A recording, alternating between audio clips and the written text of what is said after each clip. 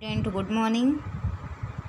अभी तक हम लोगों ने लेसन 2 वर्ड तथा शब्द में स्वर, वर्ड के भेद तथा स्वर का अध्ययन किया था।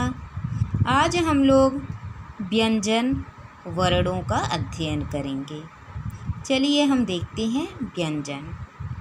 व्यंजन जिसे आप इंग्लिश में कॉन्सोनेंट बोलते हो, जिन वर्णों का उच्चारण स्वरों की सहायता से किया जाता है। कैसे वर्ड? जिनका उच्चारण, जिसको हम उच्चारण में बोलते समय किसकी सहायता लेते हैं? स्वरों की। जिन वर्णों का उच्चारण स्वरों की सहायता से किया जाता है वे व्यंजन कहलाते हैं। जैसे क, ख, ग, घ, अंग। अब हम देखते हैं जब हम बोल रहे हैं क, ख, तो क आ शब्द आ रहा है। अ क्या है? स्वर। ख इसमें भी आ रहा है। तो आपका डिफिनीशन पहले ही बता रहा है कि जिन वर्णों का उच्चारण स्वरों की सहायता से किया जाता है। स्वर शब्द के अंतर्गत कौन कौन से वर्ड आते हैं?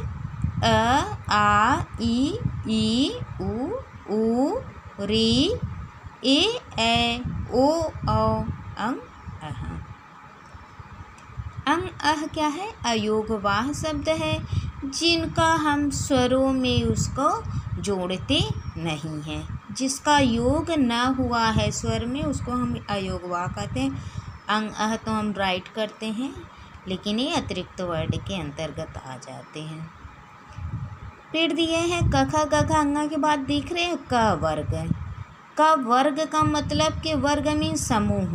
क वर्ड के समूह के अंतर्गत कौन कौन से वर्ड आते हैं? 5 वर्ड।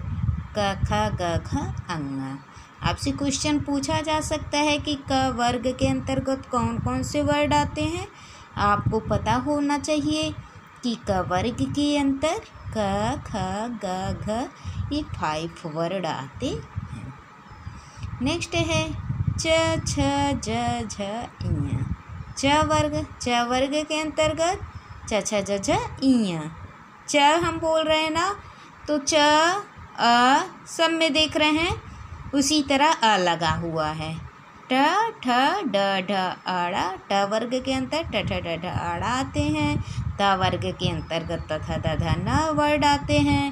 प वर्ग के अंतर्गत प, फ, ब, भ, म वर्ड आते हैं। अब देख रहे हैं अंतस्थ व्यंजन। अंतस्थ व्यंजन ये सब क्या हैं? सब व्यंजन वर्ड हैं, जिनका उच्चारण हम स्वर की सहायता से करते हैं। अंतस्थ व्यंजन मोस्ट इम्पॉर्टेंट है कि आपसे क्वेश्चन किया जा सकता है। क, च, प दिया गया है और ल दिया गया, आपसे पूछा जाएगा कि इसमें अंतस्थ व्यंजन क्या है। तो आपको अंतस्थ व्यंजन लर्न होना चाहिए। अंतस्थ व्यंजन के अंतर्गत 4 वर्ड आते हैं। वो कौन कौन से 4 वर्ड हैं? य, र, ल, व। अंतस्थ व्यंजन का अंतर्गत कितने वर्ड? 4 वर्ड। कौन कौन से? य, र, ल, व। ऊष्म व्यंजन के अंतर्गत तीनों स वर्ड आते हैं। तीनों स क्या है? तीनों स और ह,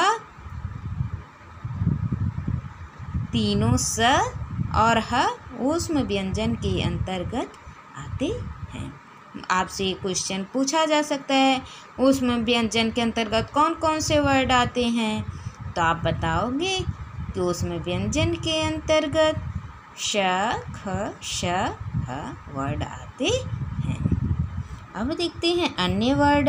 अन्य वर्ड जिसको वर्णमाला में जिसकी गणना न की गई हो। वर्णमाला के अंतर्गत या स्वर है, वो अ तक स्वर है ना, और सबका से ज्ञ तक जो का से ज्ञ में छत्रंग ज्ञ स्रव को भी निकाल दिया गया है, जो संयुक्त वर्ड संयुक्त व्यंजन कहलाते हैं। संयुक्त वर्ड।